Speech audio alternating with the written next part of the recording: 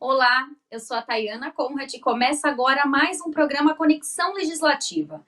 Para conversar com a gente hoje, eu trago aqui o Dr. Flávio Filizola Durso, ele que é advogado criminalista, vai conversar um pouquinho com a gente sobre os crimes cibernéticos. A gente está num momento aí, né, Dr. Flávio, em que acontecem muitas fake news, e é um momento da gente falar bastante desse tipo de crime. Seja muito bem-vindo ao nosso programa. Obrigado, Tayana. É um prazer falar a você, a falar o programa Conexão Legislativa e, mais uma vez, a Rede Alesp, essa importante casa de leis aqui de São Paulo, que é referência para todo o Brasil. Já trago aqui meu abraço para todos os telespectadores que nos acompanham. Tá certo, doutor Flávio, para a gente começar aí, né, explicar para quem está em casa o que são os crimes cibernéticos. E se o senhor também puder dar um exemplo do que está acontecendo na própria mídia, tudo aquilo que tem sido noticiado, por favor. Primeiro, os crimes cibernéticos, crimes informáticos, crimes, tem várias definições, mas de uma maneira bem ampla, nós podemos falar que são os crimes que acontecem de alguma forma na internet, se utilizando da internet. Realmente, o momento tem sido de avanço nesse tipo de crimes. Com a pandemia, a migração das pessoas para casa, o que aconteceu foi que houve um maior uso da internet, seja para o trabalho, seja para comunicações, tudo. Então, as pessoas acabaram utilizando muito mais a internet, especificamente também, podemos citar, para aquisição de produtos, mercadorias, né? E isso fez com que houvesse um aumento da incidência de golpes, de crimes e tudo mais. Então, é interessante a gente ver esse primeiro momento, o que justifica esse crescimento do número de crimes que tem acontecido pela internet. E há vários fatores que também interferem nisso, porque com essa ida das pessoas para casa, em razão da pandemia, das quarentenas e tudo mais, os golpes também acabaram sendo obrigados a migrar mais para a internet. Sempre houve, desde que há, lógico, a internet, golpes pela internet. Mas com o uso mais intenso da internet, das redes sociais, isso fez com que aumentasse a quantidade de golpes. Podemos dar um exemplo agora, muito atual, que está acontecendo, que é um golpe, inclusive, que o Ministério da Saúde soltou ali nas suas redes sociais um alerta. É um golpe referente a um falso agendamento para se tomar a vacina. Olha que interessante. Eles estão se utilizando do momento de vacinação agora, do interesse das pessoas em se vacinarem, para mandar ali um link pelas redes sociais, e ali eles iniciam um diálogo, uma conversa, e além deles conseguirem informações dessas pessoas, dessas vítimas, além disso, eles também têm se utilizado daquela forma de você roubar ou assumir a conta de WhatsApp da vítima. Então, ele manda ali, depois de fazer uma pesquisa, os códigos, fala, olha, me passa os códigos aqui, o código de verificação, só para confirmar aqui nossa entrevista, nossas perguntas, nossa pesquisa, e com isso também para confirmar o agendamento. Isso tem acontecido, o alerta está feito, já houve no passado, no início dessa pandemia, outras formas de golpes nesse sentido também, com agendamento para exame, com a disponibilização de álcool gel, falava que havia um cadastro. Então, a criatividade para a aplicação de golpes é infinita. Então, as pessoas têm que estar muito alertas para não cair nesses golpes. E a gente vê, né, doutor, que tudo aquilo que é crime, que acontece no cotidiano já há muito tempo, ele migrou mesmo para a internet. Eu falo até, por exemplo, da violência contra a mulher, que acontece fisicamente, mas também tem ocorrido nesse sentido na própria internet, né? Sem dúvida, sem dúvida. Um questionamento que sempre é realizado é se há necessidade de criação de novos tipos penais para cada crime que surge aí na internet ou através da internet. E, na verdade, para muitos, não. Tirando alguns crimes, algumas condutas específicas da internet, que só ocorrem na internet, como uma invasão de dispositivo, aí isso é um crime específico.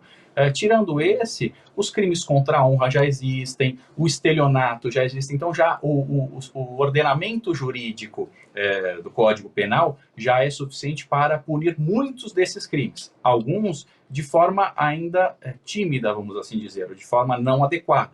Para isso, podem ser criados ali incisos, parágrafos específicos na lei. com penas maiores, em razão até do alcance que essas condutas acabam tendo. Mas não há necessidade de criminalizar, de criar um novo tipo penal, entendo eu, né, para muitos desses crimes. Isso é bastante interessante, é bastante questionado. Mas eu volto um pouquinho e para falar um pouquinho do início. Mas como é que a sociedade, nós, cidadãos, podemos nos proteger? Como nós podemos nos preparar para esse momento? Eu defendo e acredito que a única forma da gente construir uma sociedade preparada para esse momento de internet, redes sociais, dinamismo e tudo isso é com educação digital. Precisa haver uma educação digital. Lógico, vamos começar preparando a geração que está vindo, que já vai nascer inserida nessa realidade. São os jovens. Vamos trabalhar nesses jovens, educação digital, explicar o alcance das suas condutas na internet, como uma ofensa, como uma palavra colocada, como uma frase preconceituosa, até pode ser o exemplo, e isso pode trazer prejuízos e riscos para ele. Esses jovens que não entendem os riscos de mandar um nude ainda, que não imaginam como isso pode ser uma pena praticamente perpétua, porque com a questão ainda da não aceitação, direito ao esquecimento, isso vai ficar para sempre na internet. E a pessoa, aquele jovem, que hoje é jovem, mas que vai crescer, vai ser vítima dessa imagem, dessa conduta pelo resto da vida. Será que isso seria justo? Eu entendo que não é justo. Por isso que é importante nós prepararmos essa nova geração para essa realidade.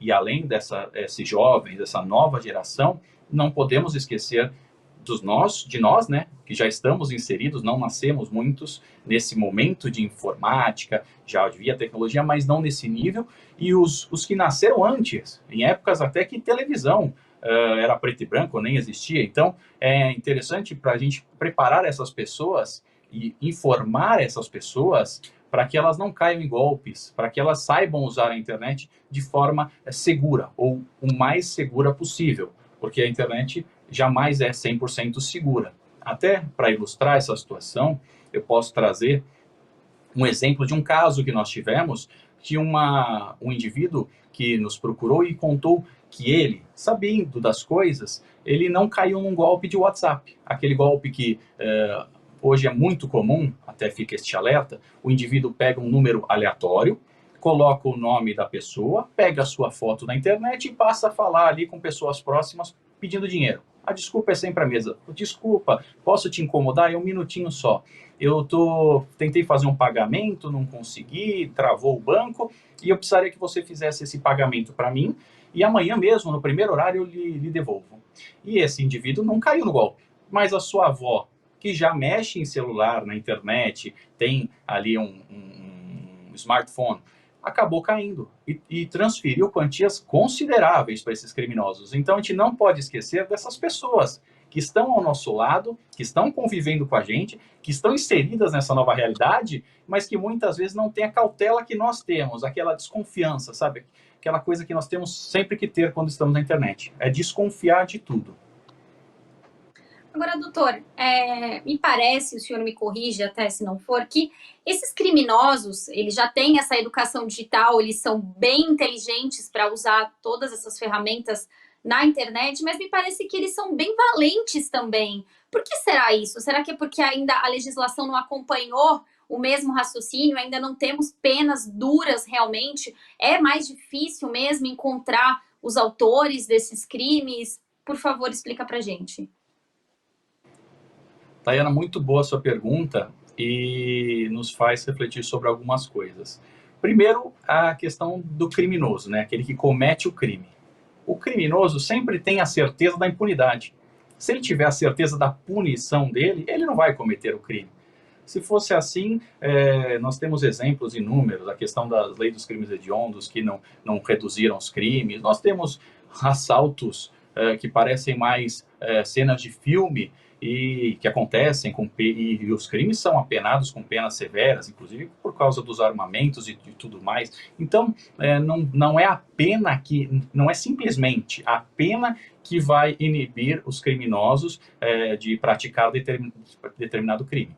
Tem que haver a certeza da punição. Se o indivíduo for cometer um crime, ou cogitar cometer um crime, e tiver certeza de que ele será pego e punido, ele não irá cometer.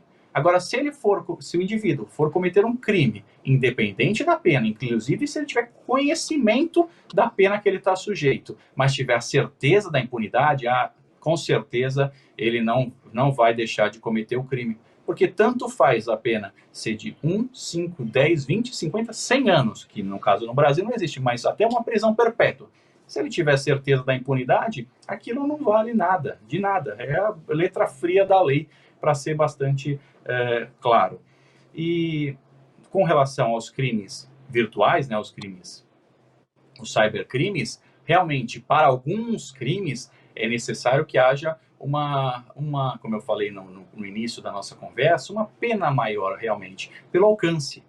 Imagine, você difamar uma pessoa, você espalhar uma mentira que atente contra a honra de alguém, pessoalmente, vamos dizer, num bairro, numa praça, é uma coisa.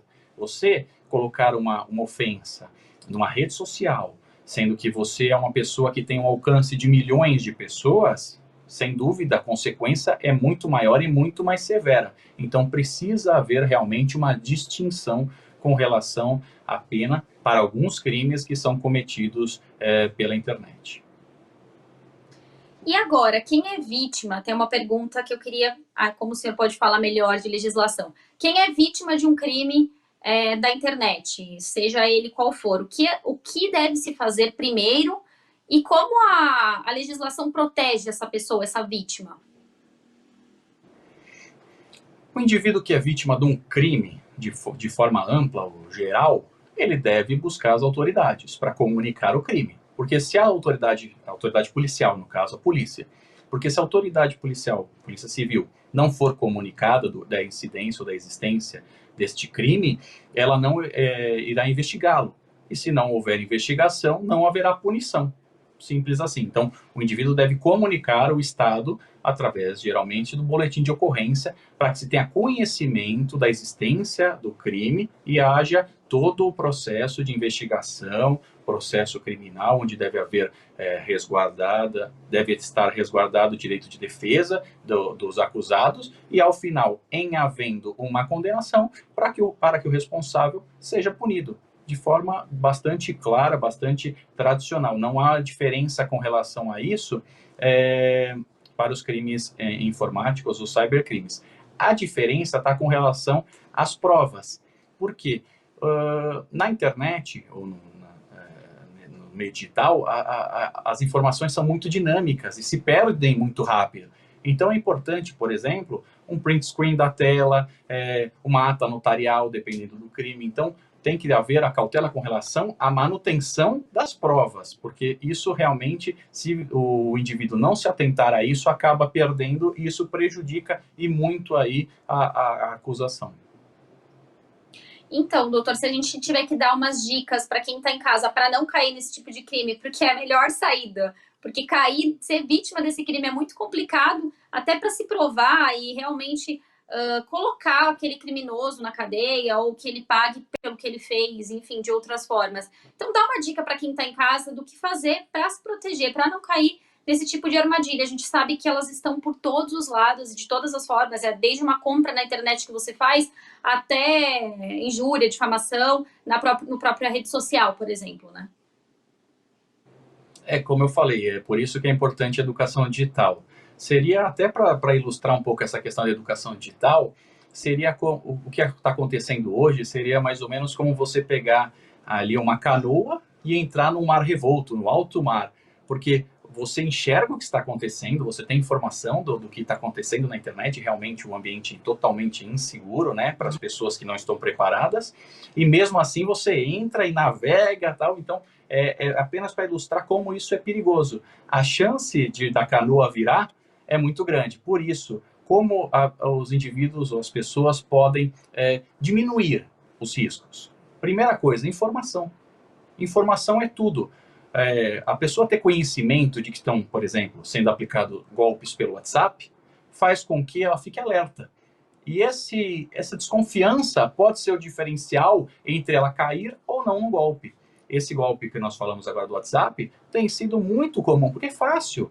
O indivíduo criminoso pega um chip qualquer, um número qualquer e coloca a imagem, a foto e o nome da pessoa e passa a falar com outros como se fosse essa pessoa. Não há dificuldade, não há necessidade daquela invasão do WhatsApp, que é mais complexa, e tantas outras coisas que dificultavam a concretização desse crime. Então, a desconfiança, a informação é o melhor remédio. Tivemos também, no início da pandemia, um golpe, aí não era na internet, mas serve de exemplo, em que se agendava um falso coleta para exame domiciliar, os indivíduos iam até a residência e acabavam roubando aquela residência. Então, com a informação, se evita que as pessoas deixem essas pessoas entrarem, esses criminosos. Então, a informação é a solução para que haja uma diminuição dos riscos e as pessoas evitem ao máximo serem vítimas desses crimes. Mas não há solução absoluta. Tem uma frase que ilustra muito bem isso e que fala que acreditar numa internet segura é como acreditar na paz mundial. Não, é impossível, isso nunca vai haver uma internet segura, tanto quanto a paz mundial. Mas cada um, dentro da sua atuação na internet, né, da sua navegação, pode diminuir os riscos e se proteger. Tá certo, doutor. Agora, a gente falando aí um pouquinho também de políticas públicas nesse sentido, a gente teve até na Assembleia Legislativa uma CPI que investigava esses tipos de crimes, né, da internet, e acho que ela foi instaurada em 2018, ela já não está mais em funcionamento, mas agora em outubro de 2020 foi criado o Departamento Estadual de Investigações Criminais, né, dentro do DEIC, foi criada a Divisão de Crimes Cibernéticos. Foi até um decreto do governador no dia 13 de outubro. Eu queria que o senhor falasse da importância, né, desse tipo de medida, porque está sendo muito comum, né, esse tipo de crime. Então, acho que o poder público realmente precisa, né, o legislativo, junto com o executivo, precisa realmente pensar em medidas para proteger a população disso. Então, eu queria que o senhor falasse da importância disso também. Tayana, muito bem colocado.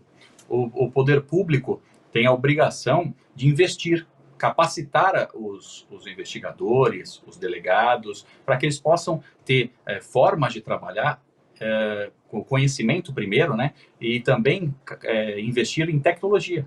Precisa haver um investimento para que essas perícias, tudo isso seja realizado de forma adequada. Porque se não houver um preparo do indivíduo, bem como o investimento em tecnologia, sempre o criminoso vai estar em vantagem, o criminoso que investir nesse aparato. Porque o Estado, como a polícia, né, que é um braço do Estado, não terá capacidade de alcançar esses criminosos. Então é importantíssimo que haja, de um lado, como você falou, por parte do legislativo, essa questão das leis, e por outro, por parte do executivo, essa organização e esse investimento nas polícias e nas tecnologias para que seja possível, ou para que se diminua a incidência desses crimes, ou se não for possível diminuir a incidência, para que ao menos sejam punidos os responsáveis por esses crimes, porque servirá, isso sem dúvida nenhuma, de exemplo para os demais que têm algum interesse, alguma chance do cometimento desse tipo de crime, que são os crimes cibernéticos. Agora, a gente falando um pouquinho, né, dos crimes que estão mais comuns, né? O senhor citou aí alguns exemplos e eu queria que o senhor falasse um pouco mais desses exemplos, citasse mais. A gente sabe que tem aí golpes relacionados a contas bancárias também. Eu queria que o senhor falasse quais são os mais comuns agora nesse momento aí na pandemia. Nós tivemos, Tayana, nesse início agora, com a novidade do Pix, um golpe que falava que tinha que se fazer um cadastro e se mandavam ali links e tal, que na verdade coletavam a informação das vítimas, mas que não eram oficiais, não eram dos bancos. E a orientação dos bancos foi a seguinte: olha, para preenchimento, para informações somente dentro dos nossos sites, nossos domínios. Não há envio por WhatsApp e outras formas. Então isso foi um golpe que existiu. E sobre o Pix é importante falar que ele tem também sido usado nesse golpe que nós falamos do WhatsApp. por ele ser instantâneo, pelas transferências ser realizada de forma instantânea, isso tem dificultado muito o bloqueio dos valores transferidos. Então, quando o indivíduo fala, me transfere o criminoso, me transfere tal quantia que amanhã eu lhe devolvo, a pessoa transfere pelo Pix, essa transferência é realizada de forma instantânea. E daí a se conseguir bloquear o dinheiro é muito difícil, dado o dinamismo. E o Pix tem um outro ponto aí muito importante, que eu já alertei, é com relação a você estar em algum lugar e sofrer um sequestro, por exemplo. Um sequestro relâmpago, como é conhecido, e ali ser obrigado a fazer uma transferência via Pix. Então, os riscos disso, a necessidade de se estabelecer limites de transferência para se diminuir os efeitos desses crimes. Então, tem muita coisa nova aí, principalmente com relação a essas novidades que surgiram de tecnológicas, que precisam ser pensadas a ponto, primeiro, de evitar crimes e, se não for possível, diminuir suas consequências. E será que as leis estão acompanhando aí o crescimento desses crimes? A gente sabe que está sendo de uma forma muito acelerada. Você acha que a gente tem aí leis acompanhando também esse aumento aí desses crimes? Não há esse acompanhamento por leis, e eu também tenho dúvida se deve existir. Porque, dado o dinamismo que há na internet, seria impossível para os legisladores criarem leis com a velocidade que os golpes surgem. Porque também, como eu disse, para muitos deles nem há necessidade da criação de tipos penais específicos. Então, eu acho que é importante termos leis para alguns crimes, sem dúvida nenhuma, mas para outros é necessário mesmo essa maturação para que não sejam criminalizadas condutas que eventualmente nem crimes seriam, ou nem devem ser crimes, vamos assim dizer. Nós temos um exemplo muito sério, que são as fake news. As fake news são algo bastante relevante, é algo bastante relevante, sem dúvida nenhuma, que traz prejuízos, consequências enormes para um Estado, para uma pessoa, e que há uma discussão se elas devem ser criminalizadas, quando, lógico, não ofendem a honra, o indivíduo como pessoa, mas como crime, né? Você disseminar uma fake news. Isso tem sido bastante discutido e isso traz consequências. Por quê? Quem seria o responsável pelo controle das fake news? Seriam as redes sociais? Nós já vimos que isso é muito difícil. Tem o filme Dilema das Redes, que mostra um pouco esse bastidor das redes sociais, como isso é complicado e como as pessoas têm que estar alerta para que não sejam manipuladas. Tem também a questão do banimento de pessoas dessas redes sociais. Tivemos o caso agora do presidente dos Estados Unidos. Será que isso é possível? Será que isso é justo? Uma pena de uma rede social? Será que elas têm esse poder de banir alguém? Ou simplesmente banir o conteúdo de uma postagem que possa ser uma fake news? Ou nem isso? Então são discussões bastante atuais que não possuem uma resposta ainda e que, sem dúvida nenhuma, vão ser levadas para que o judiciário se manifeste. Porque uma entidade privada fazer um banimento, um controle de informações, pode ser uma censura prévia.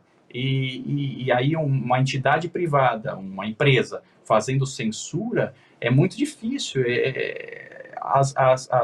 É muito tênue a linha entre o crime e uma censura. Então, eu acho que isso ainda tem muito a ser discutido para, eventualmente, virar uma lei que puna as fake news. E mais, se for virar uma lei, o alcance dessa lei, porque às vezes uma vírgula, uma palavra faz com que o alcance dessa lei seja além do necessário e passa a criminalizar informações que não deveria. E aí passa a ser uma censura. Então é só para tentar demonstrar a importância do legislativo, dos legisladores, a importância do cuidado do legislador, especialmente na criminalização de condutas. Tá certo, doutor Flávio Filizola Durso, muito obrigada por participar aí do nosso programa e explicar, né, um pouquinho sobre esse assunto tão importante. A gente sabe que ainda tem muito que se discutir sobre isso, né, como o senhor levantou aí vários pontos que precisam ser discutidos, mas eu acho importante a gente trazer aí para o telespectador, principalmente essas dicas que o senhor deu e trazer também o que está acontecendo, porque às vezes, muitas vezes as pessoas nem sabem o que está acontecendo, principalmente essa questão do Pix, que é recente, esse outro golpe aí da vacinação, né, que do Ministério Público, que eles até informaram que não tá tendo esse agendamento. Então, eu acho muito importante um programa como esse para trazer esse tipo de informação para quem está em casa. Tayana, sem dúvida nenhuma, vocês estão prestando um serviço à sociedade, trazendo essa discussão, e o que está por vir é ainda mais, eu digo, assustador no bom sentido, porque é uma revolução. Inteligência artificial, carro autônomo, internet das coisas, nós temos no início de uma revolução, então nós temos que estar preparados para esse momento, porque senão, no futuro aí, nós vamos olhar para trás e falar, poxa, perdemos a chance de nos prepararmos e fomos levados por esse tsunami, porque realmente é um tsunami. Imagine o seu carro autônomo ser invadido e aí você não dirige, você não tem ali o controle e ele comete um crime ou sua porta que possa ser hackeada e aí você não consegue entrar na sua própria casa. Parece uma loucura, mas é verdade, é a realidade e está aí, está batendo na nossa porta. Em questão de pouco tempo teremos essa realidade. Impressoras 3D que vão aí imprimir qualquer coisa, imagina, as marcas, patentes, como é que nós vamos proteger elas? Falsificações, ixi, é um mundo, um universo que está aí batendo na nossa porta, que já é a nossa realidade e cada vez mais será. Então temos que estar preparados e informados para enfrentar esse momento e utilizar tudo isso de uma forma positiva. É verdade, doutor Flávio, mais uma vez, muito obrigada e até uma próxima oportunidade.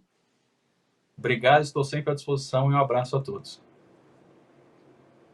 Esse foi mais um programa Conexão Legislativa. Para você rever esse programa, acesse a nossa plataforma no YouTube da Rede Alesp.